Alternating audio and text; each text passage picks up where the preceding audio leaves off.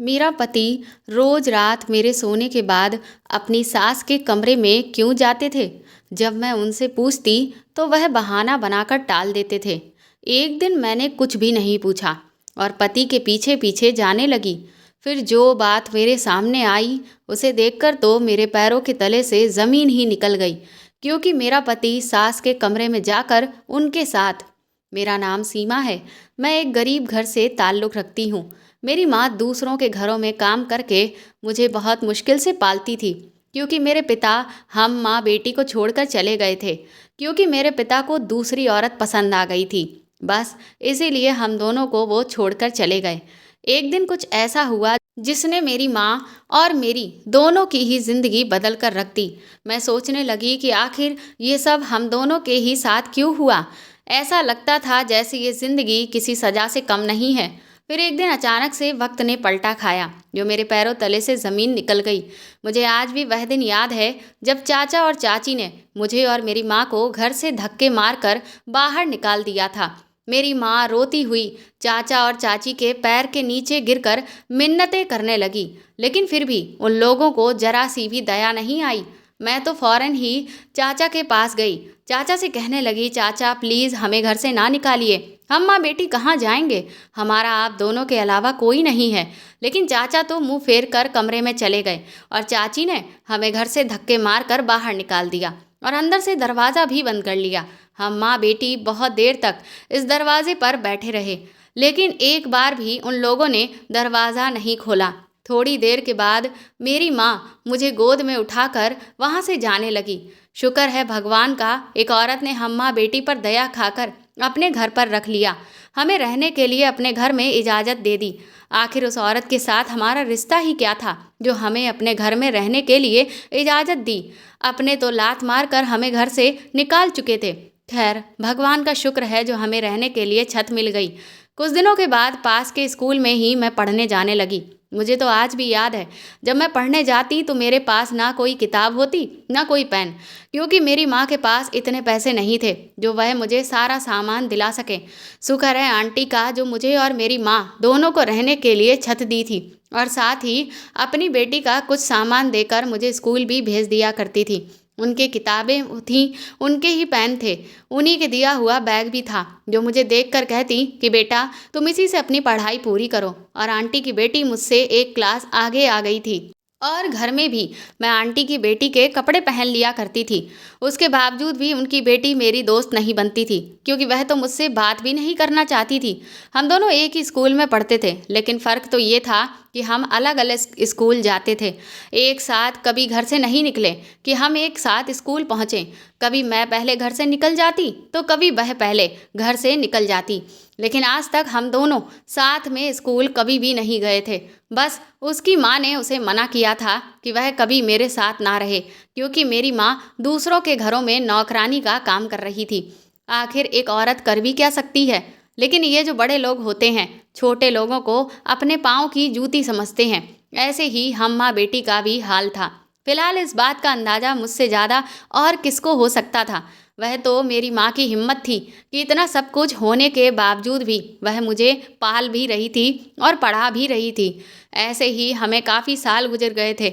मैं तकरीबन 12 साल की हो गई थी। आंटी ने मेरी माँ से साफ साफ कह दिया कि अपना इंतजाम कहीं और कर लो, अब हम तुम्हें अपने घर में नहीं रख सकते, अब हम तुम्हारा बोझ नहीं उठा सकते।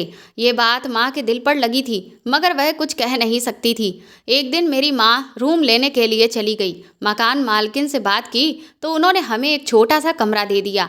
कमरा तो 3 से 4 थे, लेकिन हमें उसमें से एक कमरा रहने के लिए जगह के लिए दे दिया गया। मकान मालकिन का चौकीदार और नौकर अपनी अपनी फैमिली के साथ रहते थे। हमारा रूम उन्हीं के कमरे के बगल में बना हुआ था, लेकिन हम दोनों माँ बेटी के लिए इतना ही बहुत था कि हमें रहने के लिए अच्छा ठिकाना मिल गया था। जब हम मकान माल के क्वार्टर में शिफ्ट हुए थे, उस वक्त मेरी उम्र 13 साल की हो चुकी थी, लेकिन आज तक मेरी माँ ने मेरे एक भी सवाल का जवाब नहीं दिया था। जब भी मैं कोई भी बात पूछती तो मेरी माँ हमेशा टाल देती थी, लेकिन आज मुझे अपने पास बैठा कर एक एक बात का सवाल का जवाब दिया था। मुझे आज पता चला कि जिस दिन हम लोग अपने घर से बेदखल हुए थे उसके पीछे का क्या राज था। और जैसे ही माँ ने मुझे वह राज बताया, ये सुनकर तो मेरे रोंगटे खड़े हो गए। मेरी माँ गांव की रहने वाली एक भोली भाली औरत थी। मेरी माँ की शादी पिताजी से एक दूर के रिश्तेदार ने करवाई थी। उन्होंने ही मेरी माँ की शादी के लिए, दूर के रिश्तेदार ने ही कहा था कि मेरी दादा दादी को मेरी माँ बहुत ज़्यादा पसंद आ गई थी। उन्हें तो अपने बेटे के लिए ऐसी ही पत्नी चाहिए थी जो अच्छी बहू भी बने और घर भी संभाले और देखने में खूबसूरत भी लगे। ये सब सोचते हुए मेरी माँ की शादी पिताजी से हो गई, जो मेरे दादा दादी ने करवा दी थी। लेकिन मेरे पिता तो बहुत ही बुरे किस्म के आदमी थे। उनका रवैया बिल्कुल भी अच्छा नहीं था। जिस बात को कह देते थे उसे बगैर पूरा किए वो शांति से बैठते ही नहीं थे। अगर कोई बीच में कुछ कह दे तो गुस्सा सर पर उठा लेते थे। इसलिए मेरे दादा और दादी सोच रहे थे कि मेरे बेटे की शादी एक ऐसी औरत से हो जो गांव की सीधी सादी हो और जो मेरे बेटे को कभी छोड़कर ना जाए। मेरी माँ तो बहुत कोशिश की कि अपने पति को छोड़कर कहीं ना जाए, लेकिन एक समय ऐसा आया कि जब मेरे दादा और दादी का देहांत हो गया। उसके बाद से मेरे पिता मेरे माँ के काबू में नहीं रहे। जिस घर में मेरे पिता मेरी माँ रहती थी वहीं पर मेरे चाचा चाची भी रहते थे। मेरे चाचा का शादी भी, जब मेरे पिता की शादी हुई थी उसी समय में मेरे चाचा की भी शादी हो गई थी। चाची तो बहुत तेज दिमाग की थी। जब तक घर में सास ससुर जिंदा थे तब तक मेरी चाची की एक भी नहीं चलती थी।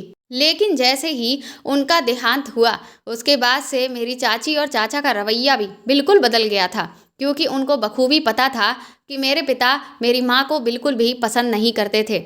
बस इसी बात का फ़ायदा उठाते हुए मेरी चाची ने मेरी माँ से सारे घर का नौकरानियों के जैसे काम करवाना शुरू कर दिया था और जो मन में आए मेरी माँ को दो चार बातें भी सुना दिया करती थी। मेरी माँ तो बेचारी भोली भाली सीधी सादी औरत थी।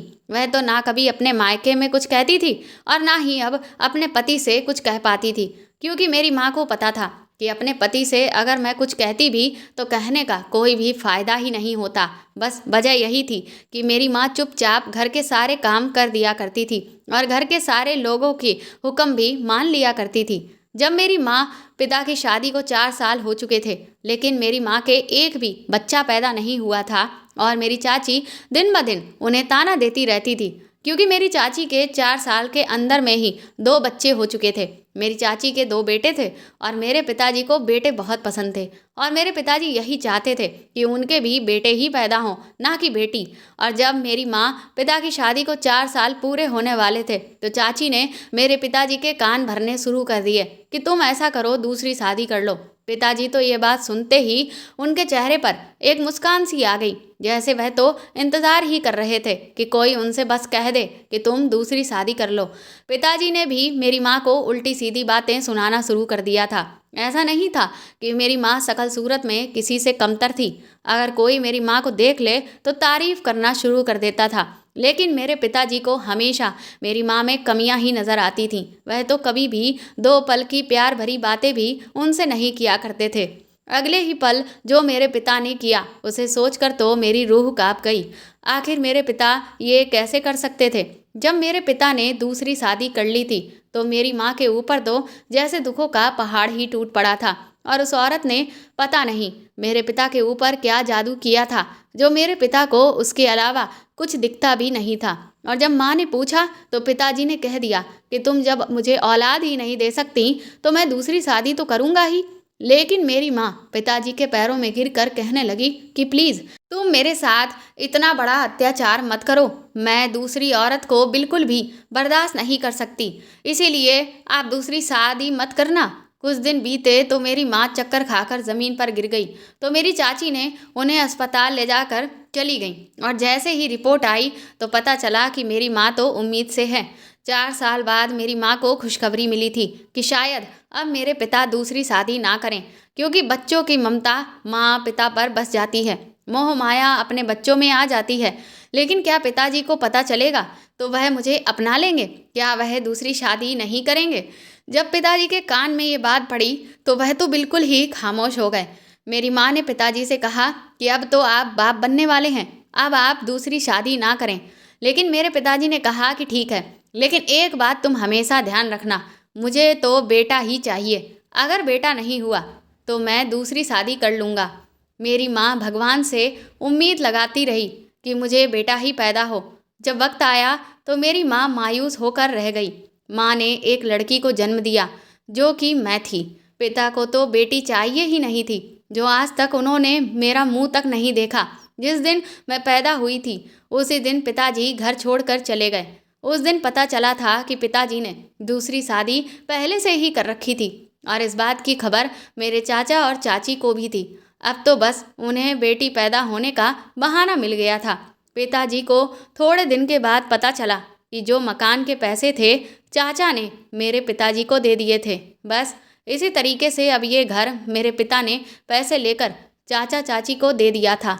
अब तो ये घर मेरे चाचा चाची का ही हो चुका था और मेरे पिता दूसरे शहर में घर लेकर अपनी दूसरी पत्नी के साथ रहने के लिए चले गए थे और मेरी माँ अपनी बेटी को लेकर दर दर की ठोकरें खाती रही। बस रिश्तेदारों की शर्मिंदगी की वजह से चाचा ने हम माँ बेटी को अपने घर पर रखा था, क्योंकि अगर उस वक्त मेरी माँ और मुझे घर से निकाल देते तो सब लोग मेरे चाचा चाची को बुरा भला कहने लगते कि छोटी सी बच्ची के साथ उसकी माँ पर बहुत बड़ा जुल्म किया है कि चाची ने घर से निकाल दिया। बस इसी वजह से वह लोग मुझे और मेरी माँ को अपने घर में बर्दाश्त कर रहे थे।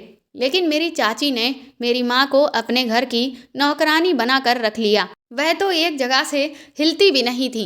कोई भी चीज़ होती तो बस हुक्म के साथ मेरी माँ को कह देती थी। मेरी माँ ही सुबह से लेकर रात तक घर के सारे काम करती थी। यहाँ तक कि चाची के बच्चे को भी मेरी माँ ही संभाला करती थी।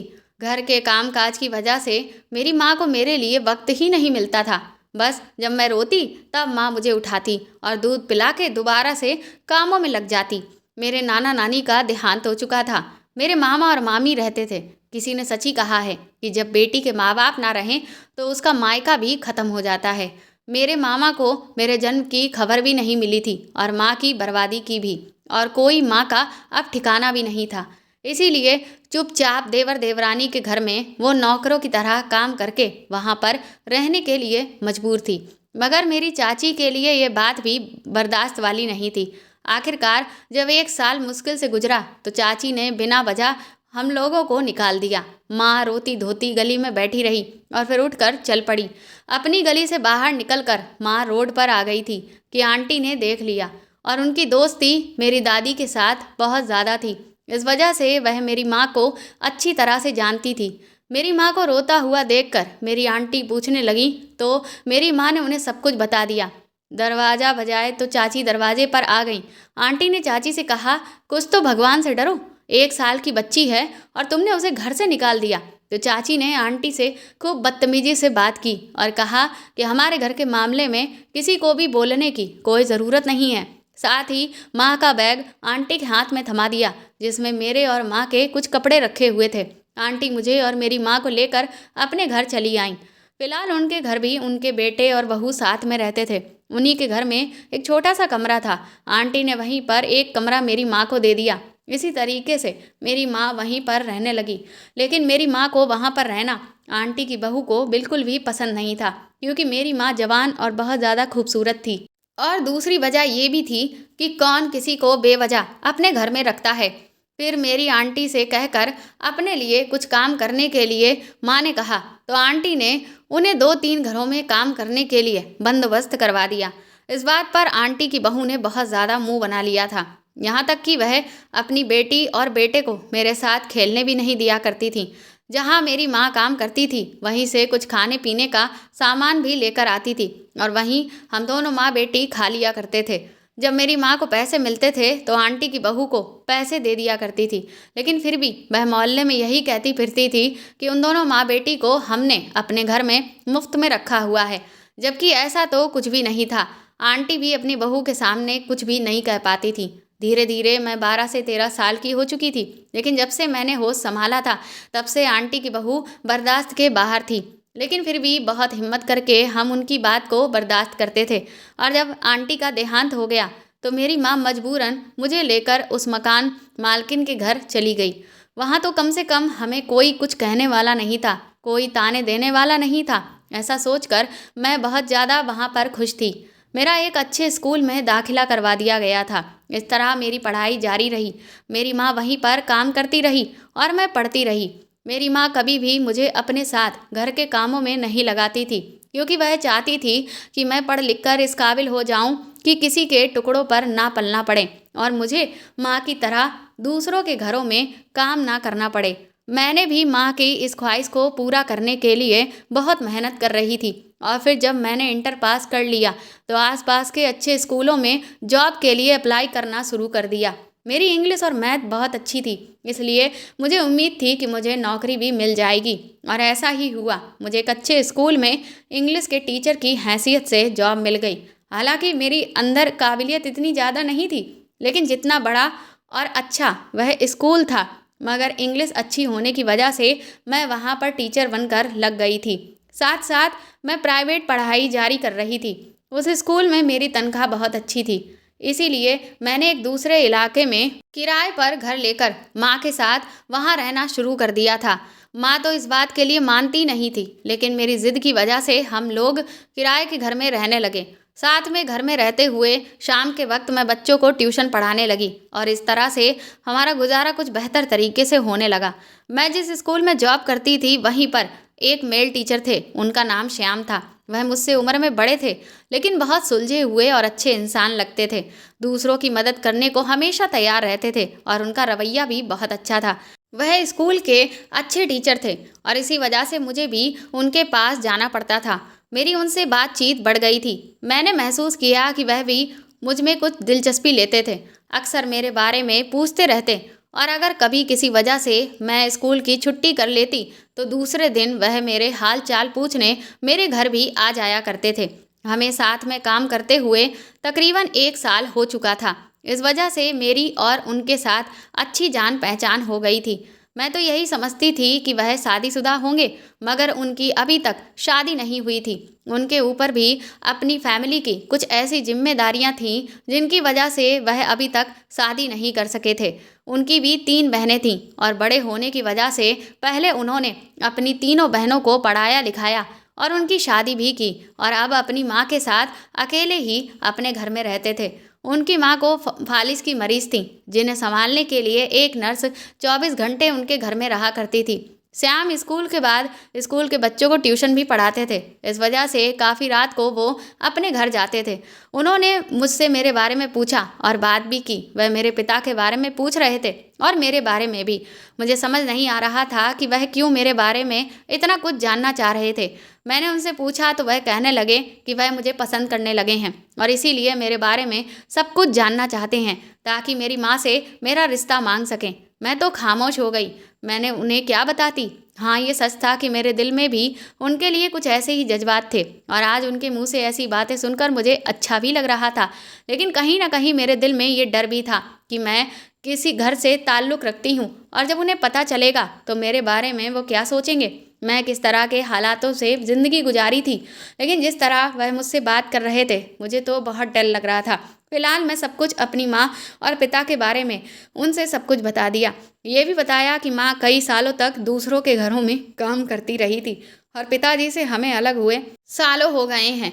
ये सब बताने के बाद मैंने उनसे कहा कि मैंने आपसे कुछ भी नहीं छुपाया। आपका अब जो भी फैसला हो मुझे मंजूर होगा। श्याम मेरी बात सुनकर मुस्कुरा दिए और कहने लगे, मुझे अभी तुमसे वही कहना है जो मैंने तुम्हें पहले कहा था। माँ से मिलने मेरे घर भी आए थे। माँ भी उनसे मिलकर बहुत खुश हुई। मेरी माँ ने भी कह दिया कि मुझे तुम दोनों के रिश्ते से कोई ऐतराज़ नहीं है। अगर आपके परिवार वालों को कोई ऐतराज़ ना हो तो अपने परिवार को मेरे घर ले आइएगा। उसके बाद हम रिश्ते की इस बात को आगे बढ़ाएंगे, या फिर आप लोग जैसा चाहेंगे मैं वैसा ही करूँगी। अगले दिन श्याम ने मेरे घर रिश्ता भेज दिया और हम दोनों का रिश्ता भी तय हो गया। कुछ दिन के बाद शादी की तारीख भी निकल गई थी, लेकिन श्याम की माँ की तबीयत ज़्यादा खराब हो गई तो शादी जल्द से जल्द करनी पड़ी।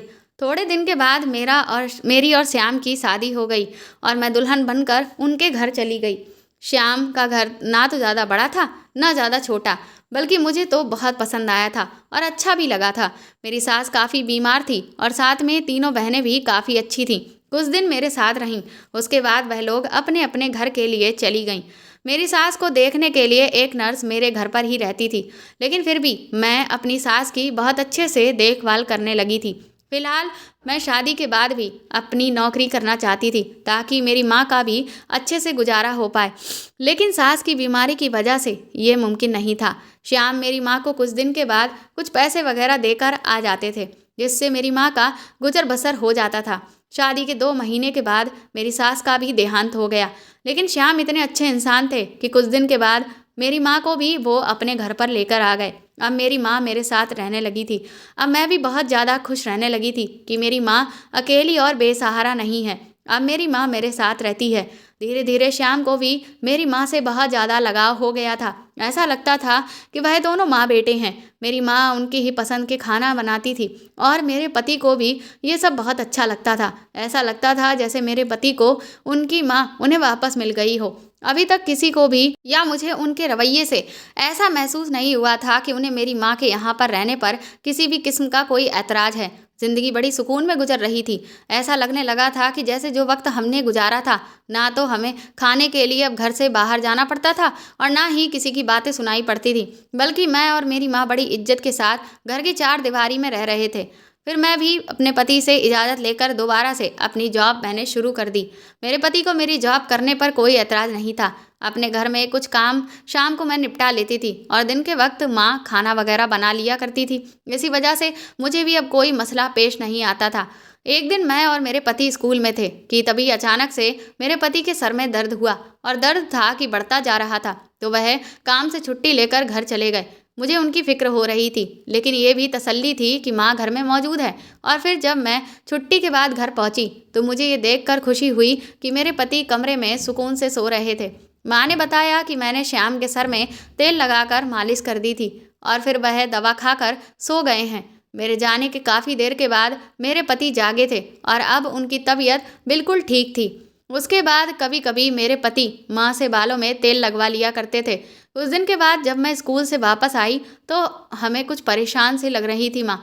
मुझे लगा कि शायद उनकी तबीयत ठीक नहीं है, इसलिए मैंने उन्हें खाना खाने के बाद आराम करने को कहा। लेकिन जब वह शाम को अपने कमरे से बाहर निकले तो उनकी परेशानी में कोई कमी नहीं थी। पूछने पर उन्होंने मुस्कुरा के वही जवाब दिया कि मेरी कुछ तबीयत ठीक नहीं है। उस दिन मैंने अपने पति को कोई काम भी नहीं करने दिया और दूसरे दिन छुट्टी लेकर उनका ख्याल भी रखा और हमने उन्हें डॉक्टर के पास जाने को भी कहा, मगर माँ ने यह कह दिया कि ये खुद ही ठीक हो जाएगी। उनकी तबीयत लेकिन उस दिन के बाद से माँ को मैं परेशान ही देखती थी। वह अक्सर सोच में डूबी रहती, मेरे बुलाने पर एकदम से चौंक जाती थी। मुझे समझ नहीं आ रहा था कि माँ ऐसे क्यों हो गई है। इससे पहले तो सब कुछ बिल्कुल नॉर्मल ही था। मेरे पति ने भी माँ से पूछने की बहुत कोशिश की, लेकिन माँ का एक ही जवाब होता था कि मेरी तबीयत कुछ ठीक नहीं है। लेकिन जब भी उन्हें डॉक्टर के पास चलने को कहती तो वह बहाने बना देती थी। माँ को मैं जब भी इस तरह से परेशान देखती तो मैं भी बहुत ज़्यादा परेशान हो जाती थी। मैंने अपने पति से कहा कि वह माँ से बात करने की कोशिश करें, तो उन्होंने भी मुझे वही जवाब दिया कि मैंने तो कई बार माँ से पूछा है, मगर वह अपनी तबीयत बताकर मुझे भी खामोश कर देती है। मुझे समझ नहीं आ रहा था कि आखिर ऐसी क्या बात है जो माँ मुझसे छुपा रही थी। कुछ तो है, वरना इतना परेशान तो मैंने माँ को पहले कभी भी नहीं देखा था। मैंने सोचा कि मैं हर हाल में माँ की परेशानी की वजह जानकर ही रहूँगी। मैं कुछ दिन के लिए स्कूल से मैंने छुट्टी ले ली ताकि सारा वक्त माँ के साथ गुजार सकूं। अब मैं पूरा पूरा दिन घर में रहती थी और माँ के आसपास ही थी। खुद को अकेला वो महसूस ना करें, इसीलिए मैंने 10 दिन के लिए छुट्टी ले ली। इस दौरान कोई भी ऐसी बात मेरे सामने नहीं आई जो माँ को परेशान कर रही थी। ना तो वह कहीं जाती आती थी, ना किसी से फ़ोन पर बातें करती थी। घर में लैंडलाइन के अलावा माँ के पास कोई भी फ़ोन भी नहीं था। कॉल मिलानी भी नहीं आती थी उन्हें और माँ की तबीयत भी अब ठीक लगती थी। डॉक्टर ने बताया कि उनका ब्लड प्रेशर काफ़ी हाई था। उसके बाद मैंने उनका ब्लड प्रेशर रेगुलर घर में चेक करवाना शुरू कर दिया, जो कि अब ठीक रहता था। हालांकि वह दवाइयाँ भी खाती थी। अब मुझे यकीन हो गया था कि कोई ना कोई बात तो ज़रूर है जो माँ मुझसे छुपा रही थी।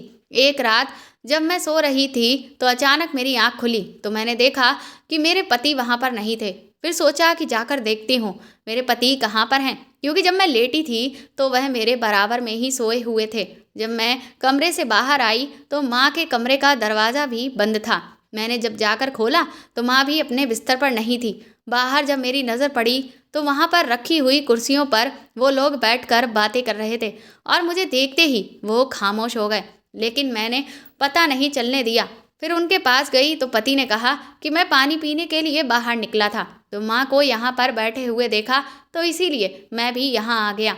मैंने माँ की तबीयत पूछी तो कहने लगी सब ठीक है, और फिर उनको उनके कमरे तक छोड़ दिया। उसके बाद मैं और मेरे पति भी कमरे में आकर सो गए।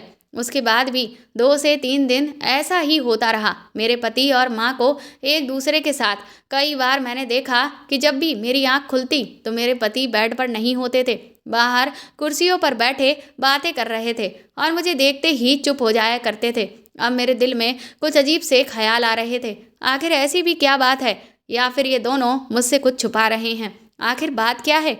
उन दोनों के बीच में कुछ तो ऐसा था जो सोचते ही मेरे रोंगटे खड़े हो जाते थे। लेकिन मेरी माँ तो जैसे अपने दामाद से चिपक कर ही रहती थी। मैं अब धीरे धीरे माँ और पति पर नज़र रखनी शुरू कर दी थी। मेरी मौजूदगी में तो मुझे कभी कुछ ऐसा वैसा महसूस नहीं हुआ, मगर मुझे ऐसा लगता था कि जैसे वह दोनों मुझसे छुप कर बातें करते हैं। यही सब अब मेरे दिमाग में हर वक्त चलने लगा था। एक दिन जब मैं और मेरे पति स्कूल में थे तो मैं किसी काम से पति के पास गई तो पता चला कि वह तो हाफ डे लेकर स्कूल से पहले ही चले गए थे। मेरे पति माँ के पास घर गए हुए थे। मैंने भी किसी न किसी तरह का बहाना बनाकर स्कूल से छुट्टी ले ली और फौरन घर पहुँच गई।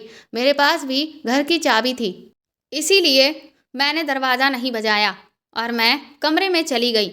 घर में कोई भी नहीं था। ऐसा लग रहा था कि जैसे माँ और मेरे पति घर पर नहीं हैं। मैंने सोचा कि अपने कमरे में होंगी। मैंने अपना पर्स वहीं लॉन्ज में रखा और माँ के कमरे की तरफ जा रही थी कि अचानक मेरे कान में एक आवाज़ सुनाई दे गई। तो वो आवाज़ किसी मर्द की थी जो माँ के कमरे से आ रही थी। एकदम से मेरा सांस जो थी वो सीने में अटक गई। मुझे लगा कि कहीं मेरे पति तो माँ के कमरे में नहीं हैं, मगर थोड़ी तवज्जो देने के बाद मुझे पता चला कि वह आवाज़ मेरे पति की नहीं, किसी और की ही थी। और फिर माँ के रोने की आवाज़ थी, मुझे सुनाई दे रही थी। मुझे समझ नहीं आ रहा था कि माँ ने किसको अपने कमरे में बुला रखा था। जब मैंने माँ का दरवाज़ा खोला तो मैं हैरत में पड़ गई। माँ के कमरे में एक औरत और एक आदमी मौजूद थे। वह आदमी ज़मीन पर माँ के कदमों में हाथ जोड़े बैठा हुआ था, जबकि औरत माँ के साथ वाले सोफे पर ही बैठी हुई थी। और मेरी माँ भी। उन तीनों से मुझे देखा तो अपनी अपनी जगह से फ़ौरन उठकर वो लोग खड़े हो गए। मेरा समझना तकरीबन नामुमकिन था। फटाफट मैं माँ के पास गई और उनसे रोने की वजह पूछी, तो इससे पहले कि माँ कुछ कहती, उस आदमी ने आगे बढ़कर मेरे सर पर हाथ रखा और कहने लगा कि ये मेरी बेटी है। तब मुझे पता चला कि ये मेरा बाप था, जो पैदा होते ही मुझे घर में अकेला छोड़कर चला गया था। औरत कौन थी, वह दोनों मेरे घर में क्या करने के लिए आए थे? पता नहीं कितने ही सवाल मेरे दिल और दिमाग में चल रहे थे। जब मुझे पता चला कि जो मेरे घर इंसान आया है वह मेरा असली बाप है, मुझे ये बात जानकर बिल्कुल भी खुशी नहीं हुई थी। और जब मुझे पता चला कि वह दूसरी पत्नी के साथ मेरी माँ से माफ़ी मांगने के लिए आया था, तब मुझे ये बात सुनकर और भी ज़्यादा गुस्सा आ गया। उन दोनों के भी कोई औलाद नहीं हुई थी। उन्हें लगता था कि जो उन्होंने किया है उसी की सज़ा उन दोनों को मिली है। उन लोगों ने सोचा कि अगर हम माफ़ी मांग लेंगे तो हमारी आगे की ज़िंदगी अच्छे से गुजर जाएगी। इसी वजह से वो हम माँ बेटी से माफ़ी मांगने के लिए चले आए थे। तभी मुझे पता चला कि काफ़ी दिन से मेरे पिता और सौतेली माँ का चक्कर मेरी माँ से शुरू हो चुका था। इस वजह से वह बहुत ज़्यादा परेशान रहने लगी थी। मेरी माँ नहीं चाहती थी कि अब मुझे किसी भी बात का पता चले और मैं अपनी हंसती खेलती ज़िंदगी में परेशान हो जाऊं। इसीलिए ये सब कुछ वो मुझसे छुपाती रही। ये सब बातें मेरे पति को वो बता चुकी थी। इसीलिए मेरे पति भी काफ़ी दिनों से बहुत परेशान रह रहे थे। मैंने गुस्से से अपने पिता से कहा कि आप दोनों यहाँ से चले जाएं और कभी भी दोबारा मेरी माँ और मेरे सामने आने की कोशिश भी मत करना। वह दोनों खामोशी के साथ मायूस होकर चले गए।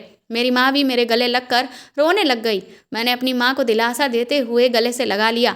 थोड़ी देर के बाद मेरे पति भी घर आ गए। वह भी मेरी माँ को समझाने लगे और मैं सोचने लगी कि खामखा मैं अपनी माँ और अपने पति पर शक करने लगी थी, बल्कि मेरे पति तो अपनी माँ के जैसे ही मेरी माँ को भी मानते थे। अब हम तीनों लोग अपनी ज़िंदगी में खुशी खुशी जीवन बिताने लगे थे।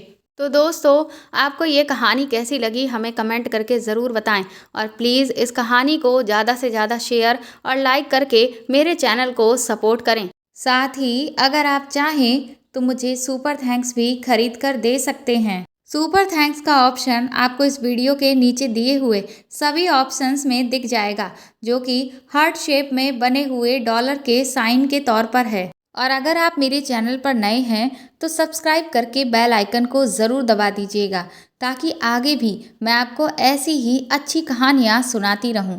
Thank you.